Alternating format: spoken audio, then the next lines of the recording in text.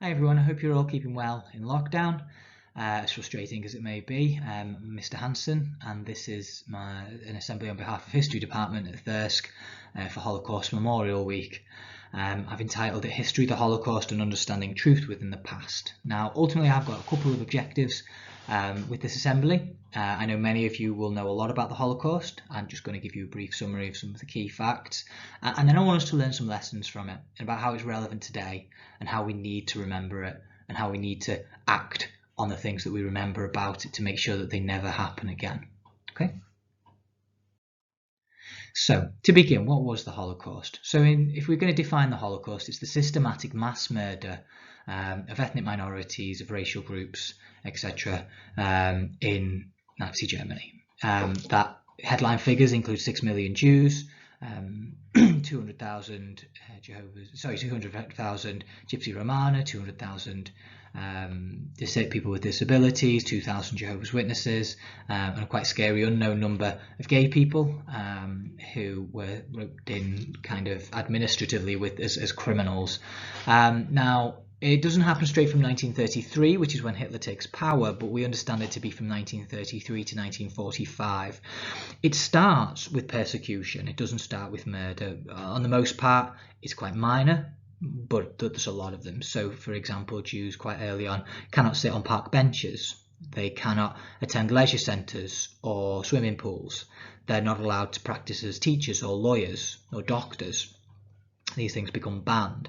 All seem quite minor and trivial, but they build up.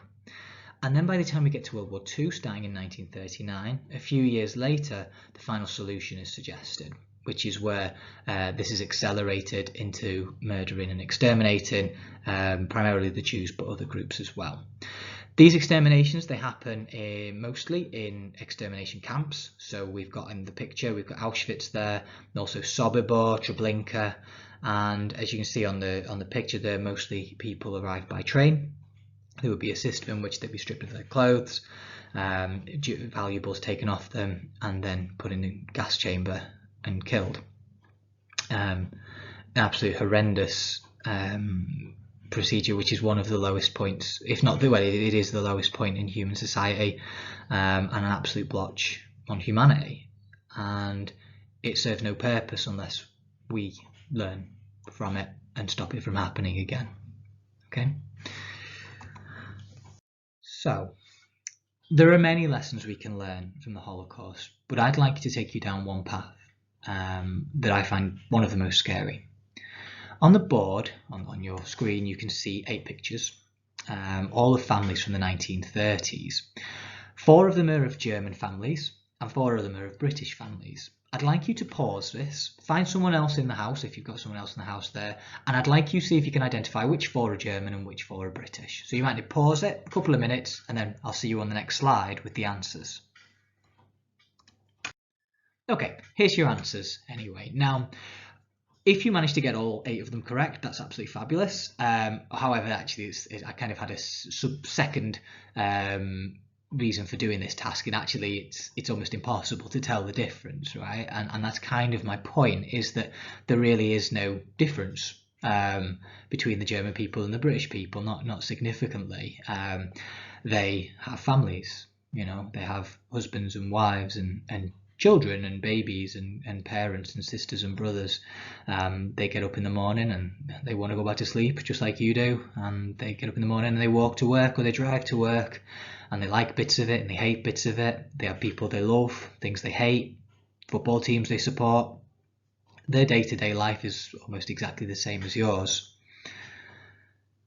which is what makes this so frightening, because it is these people, those German people, those normal German people, that are on board with this, that become the train drivers or the admin workers or the guards at the camps. They take part in this despite just being normal people.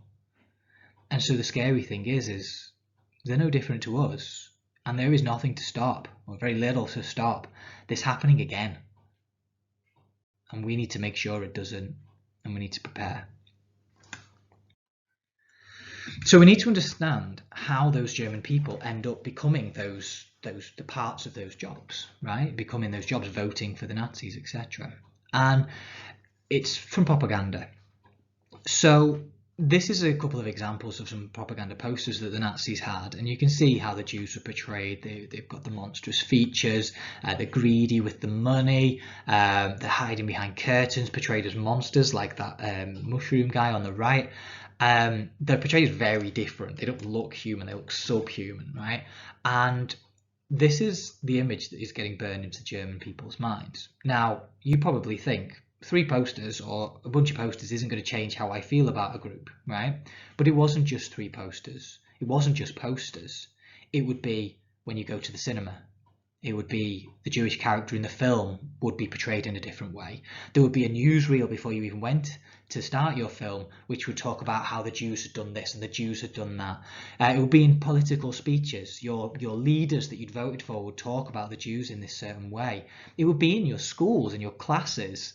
You would have lessons specifically on how the Jews are different to you. It would be broken into, even in little math sums, things like if you got rid of the Jewish population from Germany, how much space, etc. It would be everything you heard. You would never hear a good thing about the Jews. And it indoctrinates the German people. Those German people that we saw before, not only did they get involved, they thought they were doing the right thing. They thought they were doing the good thing for Germany by being a part of this, by getting rid of the Jews, by killing the Jews. This was what was best. So not only are they the bad guys, they think they're the good guys, which is terrifying. How do you self-identify to stop that? So you can see on this slide there are 3 photographs that I've chosen to show you, just to talk about the impact that this has. Now, on the left you've got QAnon, a lady waving a QAnon flag. On the right, Donald Trump. And what I'd like to explain here is how misleading news, propaganda, twisting words can lead to violence. So at the bottom you've got a picture of the Capitol Hill in America, in Washington, on the 6th of January was attacked by a mob of right-wing activists, and they were going based on their interpretation of the words of Donald Trump about misunderstandings around having the election stolen from them, and this created a scenario where people did die, and many more people could have died.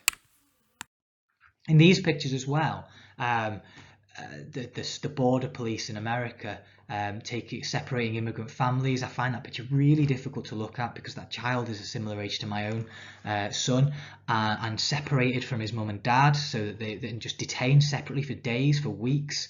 On the right there, that's in the UK, the next 2. 106 arrests last week in your area. Go home or face arrest. Creating this environment that immigration is bad and that these people are evil and that they should be treated with arrest or to be kicked out the country illegally in big letters, and the handcuffs as well. And the bottom as well there, you've got a Britain First rally where these men marched down into London shouting racism, doing Nazi salutes, clearly with no real understanding of the meanings behind them, or maybe quite scary that they maybe do. But all of these things are happening today and over the past few weeks. So we need to do whatever we can to make sure that we're not a part of this and that we discourage other people from being a part of this. So how do we prevent this? How do we prevent another Holocaust from happening, another horrendous incident that is blotching humanity? It's simple, and it's based on an appreciation of history. In history, we teach good questioning. We don't accept the things we see at face value. We analyse and we understand them. We expect sources to support any argument that we make, and that should be true to real life.